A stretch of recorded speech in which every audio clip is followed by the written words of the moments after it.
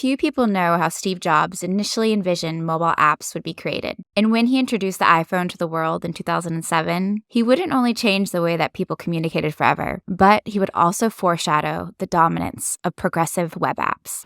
We've got an innovative new way to create applications for mobile devices. Really innovative. And it's all based on the fact that iPhone has the full Safari inside it. The full Safari engine is inside of iPhone. And it gives us tremendous capability, more than has ever been in a mobile device to this date. And so you can write amazing Web 2.0 and Ajax apps that look exactly and behave exactly like apps on the iPhone.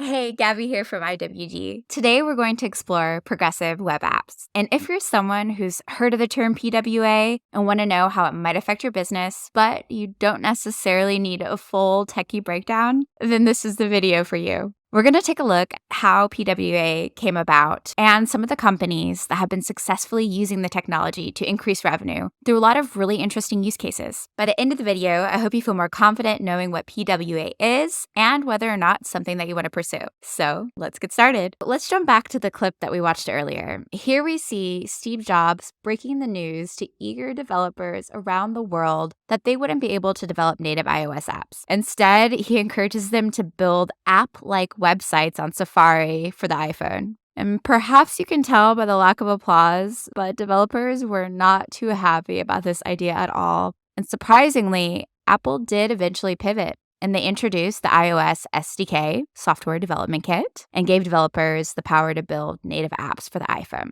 And it was a huge success. The SDK would go on to be downloaded more than 100,000 times over the next 4 days. Some say Apple's pivot was due to developer backlash. Others point to the fact that the technology wasn't even really ready at the time for developers to build apps on the web. Regardless, Apple did release their App Store in 2008, which has been a huge success in terms of revenue for the company over the last 15 years. So, maybe it was Steve Jobs' plan all along. Bottom line, Steve Jobs was a visionary. He foreshadowed developers creating app experiences that users would love and enjoy on their devices, not using iOS software or needing App Store approval, just using the web. For the next decade after the release of the iPhone, native apps would dominate, and the idea of universal web-based apps would be completely pushed to the side. Actually, the dominance of native apps would go hand in hand with Apple and Google's takeover of the mobile market. Now, there would be developers reluctant to play the native app game. They would be the ones who would spark the creation of responsive web design, an approach to web development that successful websites around the world would eventually adopt, and the precursor to the web-based app experience that Steve Jobs mentioned all those years ago. Let's fast forward to 2015, when Google finally enters the mix. Alex Russell, the senior staff software engineer at Google, called out websites that were progressively growing to match native apps in responsiveness, discoverability, performance, and just offering an overall better user experience. He called this new class of web pages progressive web apps, or PWA. And one characteristic Alex gave to progressive web apps was their ability to escape the tabs of an internet browser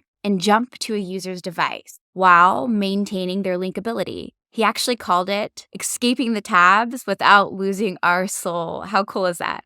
A year later, in 2016, during the Google I/O conference, Eric Bidelman, who was the senior staff developer's program engineer at the time at Google, would introduce progressive web apps as a new standard of web development. And here we're coming full circle. This was huge. From Steve Jobs envisioning this approach during the release of the iPhone, it completely being pushed aside while native apps ruled the kingdom for over a decade, to now being a full-fledged standard of web development, which is advocated by Google. PWA really was bound to happen as a natural progression of websites, but you've still got to give it to the hardworking developers, teams, companies who wouldn't let this concept go and built the foundation that we can now use today. So, when it comes down to it, what actually is a PWA? Let's keep it super simple to start and just look at two key qualities. Number one, Progressive web apps are the web. PWA is going to consist of HTTPS and URLs and links, have a core organizing system, can be built on a platform like Magento, BigCommerce, Shopify, WordPress. It's just like any other website. Number 2, it can work like an app. Remember, we're escaping the tabs and moving onto a user's device. It doesn't matter if it's mobile, tablet, or desktop. So let's explore some of these app characteristics. First and foremost, and as mentioned, PWAs can be installed directly on the user's device. And that can be from an app store or directly from the web. Once installed, PWAs get their very own branded app icon on the device right alongside any other app. And they can also be opened without ever needing to go back to the website. PWAs are connectivity independent, meaning they work offline. And this is actually one of their most defining features. Thanks to something super cool called the service worker, users are going to get, at the very minimum, a basic offline experience. You're also able to engage with your users using push notifications. And with PWAs, you can take up the entire device screen, unlike websites that are really limited to a browser UI. And the final app trait that I'll mention is that PWAs are more than responsive. They really offer an engaging, app-like interaction designed specifically to match a user's ideal customer experience. So PWAs are websites that work, look, and even feel like native apps. Now we've got a better understanding of what really makes a website a progressive web app. So let's take a look at some companies that are winning at the game. Tinder, swipe left or swipe right? Well, we can say that Tinder swiped right on the web when they chose to develop Tinder Online, their first PWA. They really focused in on keeping users engaged with push notifications and increasing performance. When everything was said and done, they decreased their load times from 11.9 seconds to 4.69, and engagement is at an all-time high. They did this using JavaScript performance optimization and, of course, the service worker. Twitter. For Twitter, user engagement is everything. So when they decided to build the PWA Twitter Lite, the mission was user experience. And we can safely say it was a win. They increased pages per session by 65%. They boosted the amount of tweets sent by 75%. And I mean, who is creating all those tweets, you guys? Anyways, they added a data saver mode, which optimized the size of the PWA. Basically, it decreased the size drastically. And it allowed their millions of daily active users to scan through the content, even when on 2G. Spotify. Rumor has it that Spotify and Apple had a bit of a falling out regarding Apple's 30% App Store commission, and this is what sparked Spotify to start developing a PWA version of their app. So this version is ridiculously faster than its native app counterpart and has a really unique adaptive UI that changes as a user progresses through it. When Spotify launched their progressive web app, they saw a free-to-paid user conversion rate of 46%. And 4 years earlier, it was only 26%. Overall, Spotify is an amazing example of how PWA technology can positively impact a business's bottom line. Pinterest. Due to poor performance on mobile, only 1% of Pinterest's mobile users converted into signups, logins, or app installs. Pinterest saw this as a huge opportunity to improve conversion and rebuild their mobile web experience using PWA technology. Now, time spent on Pinterest's web is up by 40% compared to the previous mobile website. User-generated ad revenue is up by 44%, and core engagements are up by 60%.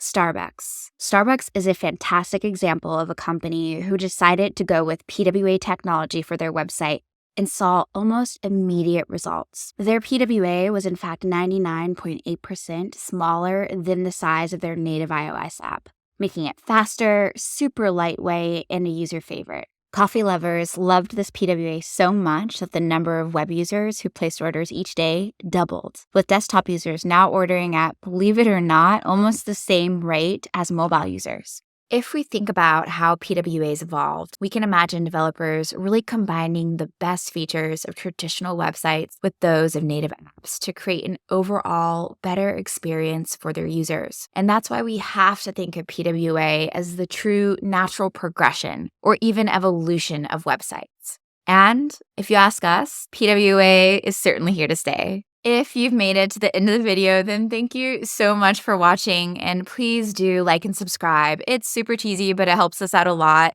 especially in reaching other people who want to learn about these topics as well. And I'm curious, let me know what you think about PWAs in the comments. I would love to hear from you. If you're interested in building a PWA, please do reach out to my team, IWD Agency. We're always up to building cool new projects with awesome clients. Well, you guys, my name's Gabby, and until next time, have a wonderful day.